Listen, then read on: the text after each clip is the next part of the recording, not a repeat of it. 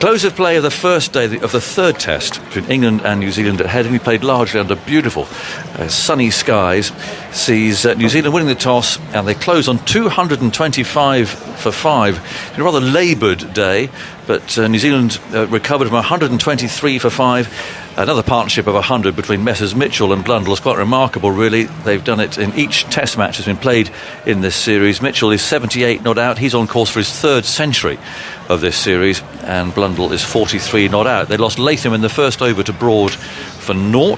Young out for 20 was LBW to Leach, the first ball that Leach had bowled in the game. That was 35 for 2.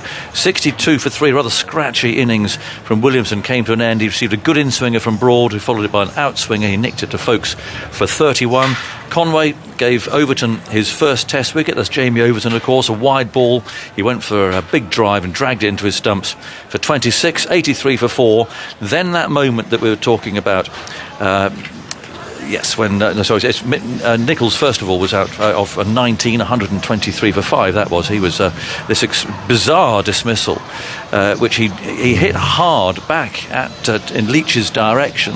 It actually ricocheted off the non-striker's bat. That was Mitchell's bat, not his body but his bat, and just ricocheted off of a cannon really out to Lees, who was fielding at mid-off. It was a really bizarre dismissal, sort of thing that you just really hardly ever see. I've never seen anything quite like it. If it hadn't hit the bat, then it would have dropped to the ground. I think it hit him on the body, his arm or his ribs or something like that, but it actually came off the face of the bat and just lobbed up to Lee's fielding at mid-off. So a real bonus wicket that was, but England should have had Mitchell out for 8. LBW to the persevering Potts, a full straight ball that his bat did hit his boot as it came down, and whether that put umpire Erasmus off, maybe thought it was an inside edge, who knows.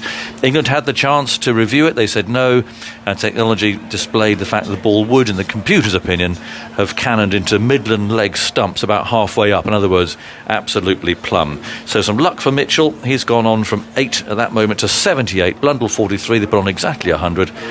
And New Zealand to 225 for 5. Broad bowled well, 2 for 45. Potts the best of the bowlers, no wicket for 28 from 20 overs. It happens sometimes. Jamie Overton in his first test bowled with some pace, 1 for 41. Jack Leach, I thought the best spell I've seen him bowl in the first innings of a test match on a pitch that wasn't helping him very much. He bowled tidily. He got a string of maidens in, 2 for 75, and Joe Root bowled 7 overs for 30. So, Alistair, that was a day of two halves in a way, I suppose. Yes, I think if you'd have said to England you're going to get 5 wickets today, when they lost the toss, when it was a beautiful sunshine and we all looked at that wicket and said it was going to be an absolute belter, I think they'd have they'd have snapped your hand off it. The wicket didn't play quite as I expected. It was a lot slower. It was made run scoring quite turgid, actually. I thought it was going to I thought it'd nip a little bit for the first half an hour. It always does at Headingley for whatever reason, even when the sun's out. And then I thought would see in the afternoon a lot more stroke play. But England didn't allow that. They bowled really well as a unit there, especially when the ball got soft. There was nothing in the second you balled in, nothing, even under the floodlights. As a unit, they bowled really, really well, so you should be happy with them. Yeah. It's funny because we watched Stuart Broad go rather stomping off and lost the toss. I think a very unhappy figure, but I mean, you get a wicket in your first over and the whole game changes. Yeah, I think if we'd won the toss and we were batting, he'd have come for a conversation when it would have been quite chirpy, but he was off. But then, as I said, everyone, I thought Potts in particular as a seamer, in terms of his control and his skill, was outstanding. He was kind of picked as a bit of a difference bowler, wasn't he? Like Ben Stokes says, he makes stuff happen out of nowhere. And actually, today, I don't know, because Jamie Overton was kind of the X-factor bowler, the slightly different. He really went back into just hitting line-length bowling channel and was outstanding. I actually can't remember him bowling a bad ball today. Yeah, I like Potts. I mean, I remember thinking when he was picked, you look at, in fact, we will go through earlier on, his stats the last couple of seasons haven't been anything to write home about at all. Then he has this incredible start to the season for Durham, and I thought, okay, but he's playing second division cricket. I mean, how is he going to be with this step up from second division cricket up to Test cricket? But he just looks a natural. He works hard, tries hard, looks relaxed, bowls that beautiful line. Yeah, I think England really found a bowler that you can add into that mix that can play. And you even saw Jamie Overton on his debut, like there was time he dived down there after about 3 hours and he just clutched his hamstring. Yes, a little bit of... No, I don't think it was just probably a tiny bit of cramp. And you can see I suppose the big day, your debut, the anxiety you probably had leading up to it, and his body was just always a bit unusual. And you saw a bit of cramp later on after you bowled 15 overs. Potts hasn't had that, and I think that's a big adjustment. I always worry when bowlers are being county cricket how they handle with the extra intensity needed to get through, and I always think their third, fourth spells are slightly slower. Potts is a bit of a freak like that. Yeah. He just seems the same pace, relentless, every single spell over, and the big occasion doesn't seem to bother his body at all. And taking the new ball, I mean, a lovely spell again. He didn't get a wicket. But, Stokes can now give him that new ball. I know there's no Anderson today, but and he just does a really good job with it. Yeah, I agree. I've been so impressed. And it's just his subtle skills. They're not like he doesn't hoop the ball massively, but he does enough. He does enough with the ball both ways. The setup of Mitchell, it would kind of come out of nowhere, didn't it? Like out, and then they just, I thought it reversed in because it kind of just darted in enough. It was the in swing, and the shiny side was on the offside, so it wasn't a deliberate ploy, and he should have been rewarded for it. Yeah, and Leach. We have sat here and thought, there's always that release ball, there's the one to square leg or the one out to point, and so the maidens. He strung 4 together today, which was good. He got a wicket first ball as well, which also helps. So how do you assess his performance today? Well, you said it's the best you've seen him bowl, and I agree. Like on the first innings, or when the conditions, on a flat pitch. I'm not talking about India but one of those pitches. No, when you're expected to make an impact. Today was a holding job, and he obviously knew that was Ben Stokes wasn't going to bowl. So in a 4-man bowling attack, the spinner bowls a lot to hold and end up so the seamers rotate. So what I was impressed with, that actually, yes, there was less release balls, but actually there just seemed, I know we're 150 yards away from 5th floor up here, more on the ball today. There's something, I don't know whether he was finishing his action better or what it was, but he just seemed like his stock ball had something a bit more on it, a bit more drift, a bit more bite. And we're not talking massively, but just enough to keep the batsman honest. And when you can keep the batsman honest, then your variations have a little bit more ploy. So a really, really good day for Jack Leach. Yeah. What about these two, Mitchell and Blundell? I mean, they're both they're a real contrast to where they play, aren't they? Mitchell tends to be on that front foot, and it takes a short ball on. Blundell very back foot, hits the ball square through the offside. So they are quite contrasting. But okay, Mitchell should have been out LBW today, but that happens. But England don't really seem to have worked out how to get these two out. No, and actually, you're looking from afar. Like actually, now they bowled a lot straight at Blundell. Remember when he scored the runs at Lords, and they didn't have a point, and we're saying he scored square runs, bowl straighter and he can't hurt you. Actually, they did bowl straighter at him, and he did play a lot more drives down the ground. So England have adjusted that line, and he's just been good enough, Blundell, in this game just to kind of get through that. And he's a real gritty batsman, isn't he? You can see when he crouches, he's quite low to the ground in his setup, and you see him talking to himself. And New Zealand have needed his fortitude to get back into this game. I still think England are probably slightly happy of the two sides. Yes. But these two, I mean, without these two, the whole series, that would have been a lot quicker. But they're dragging themselves back into this game, because if it does start turning now, on days 4 or 5, you'd imagine it will turn quite big. Yeah, I mean, Darren Mitchell's on courses for his 3rd century of the series, and he's a good cricketer, but 3 centuries against a decent attack. Exactly, and averaging now well over the 60s and is in Test cricket, and fair play to him. Looks like when he gets in, he doesn't give it away too often. Technically pretty sound, isn't he? You'd say he goes quite hard at the ball, so whether he would nick it a little bit, like as in he nicked off in the first innings at Lords. That is a weakness, but he's controlling that. It's not a weakness, that's just, it is what it is, I suppose, but he's controlling his emotions really well. He's obviously got a lovely feel for the ground, and he's churning them, and he is churning them. A fair play to him. And you go back, he wasn't meant to start. He was meant to be carrying the drinks, wasn't he? Yeah, absolutely. If Nichols' little calf injury, he would not have had this. And no, he's away now, isn't he, in Test cricket? And when you get away and you feel as if you're part of the side and you belong at Test cricket, that's half the battle.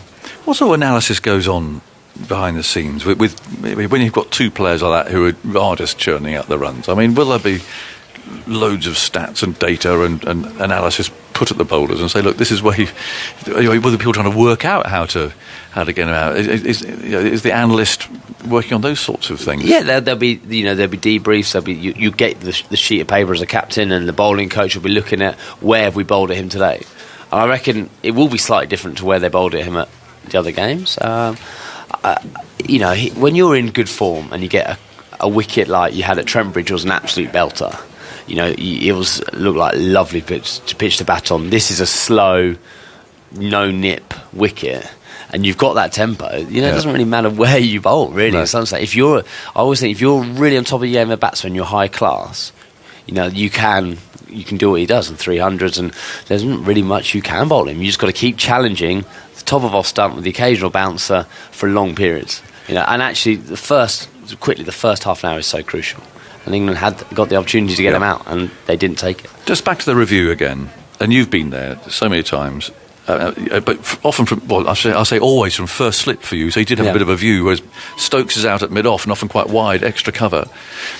You really are depending on those who have got the view, haven't you? And England didn't get it right there. Well, they've got some work to do, I think. Well, it's actually probably the only time you could start to say Ben Stokes has been so decisive in his captaincy all series. Actually, a couple of times today, when people started walking him, it goes on, the LBW... suddenly Folkes and Potts and Root, and then you've got Gully, and then you can just see what happens. And I knew what it was like because... It's a flurry of stuff coming at you. It's a flurry of stuff coming at you, and you're saying, well, what do you think? And then you ask something, goes, and then that person, then he's put on the spot, and he goes, well, I'm not sure. So then you end up... What I used to do, and I was no good at them for ages, is I would see the review, and I'd be like, right, what do you think to the bowler, or to the batter, whoever? And if no one... said to me, that is definitely out, he definitely hasn't hit it, or he's definitely hit it, I would then go on my gut instinct. So if there was a decisive answer, and that's what actually Ben did, because you saw it, I don't know if you're on air, I was talking to you, he said he thought it was going down, didn't he? He pointed, he goes, it's going down, but he was a very wide extra cover. Yeah, you've got no view there. No view. He needed at that time Ben Folkes, who we've seen appeal a couple of times today for catches, where he goes, he heard a noise and there's nowhere near it, to go, that cannot be going down, Ben, that I promise you is not going down. But in a heated moment, 15 seconds with your emotions and 4 or 5 different opinions, it is very hard, very, very hard. And we're sitting up here with 15 replays and we go, we should have reviewed it. In an ideal world, Moraz would have given it out. But the hitting of the boot has definitely cost England that wicket. Well, thank you, Cookie. You're off to go and appear on the telly, and BBC Two at 7 o'clock. In the meantime, we can get some reaction from Jamie Overton, who's been speaking to Simon Mann. Well, Jamie, your first day of Test cricket. Tell us what it was like. Yeah, it was a great day. A lot of nerves a bit this morning. A little bit nervous running into bowl first ball. It wasn't my best ball, but we'll take it. And then, nice to get that first wicket on the board as well. When did you know you were playing? I knew yesterday mid-morning. Brendan came up and sat me and Craig down together and said that there was some good news and some bad news, and he said that I was playing, so I was delighted. What was it like, in a way, sort of edging your own twin brother out of the team, or potentially a cap for him? It's one of those. Even though we are twins, we're still individuals. You're still your own career, and I think Craig was obviously annoyed that he wasn't playing, but delighted at the same time that I got my Test cap and that I've managed to play for England. He actually gave you a cap out in the middle. What did he say to you? He basically just said that family is incredibly proud.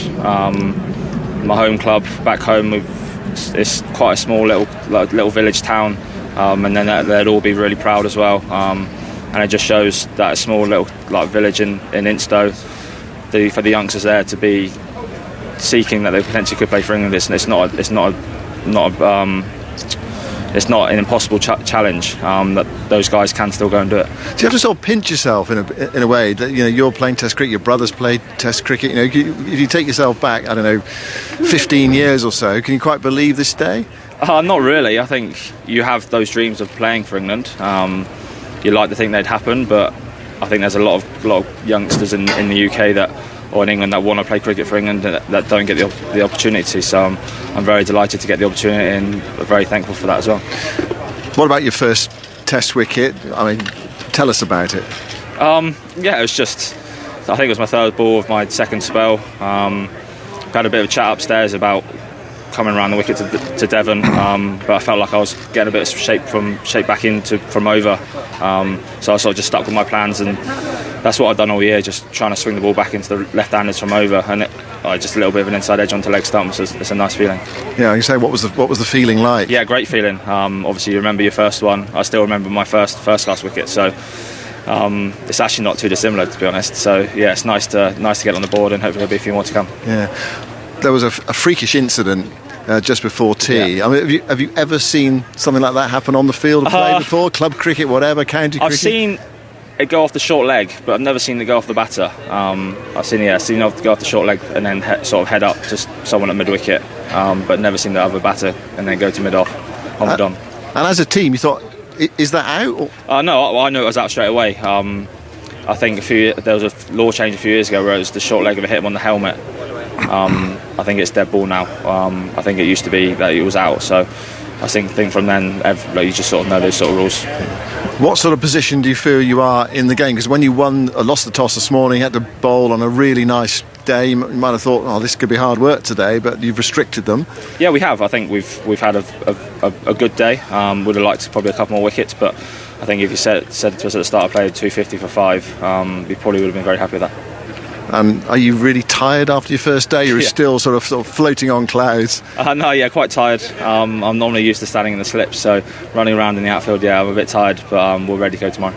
Great, well done. Thanks very much indeed. Thank you. Thanks for your time. Simon Mann speaking to Jamie Overton. 225 for 5 is a score. Jeremy Coney's alongside me, scribbling lots of notes. It's an interesting day, actually. I mean, a slowish, moving day in terms of runs scored, but ebb and flow.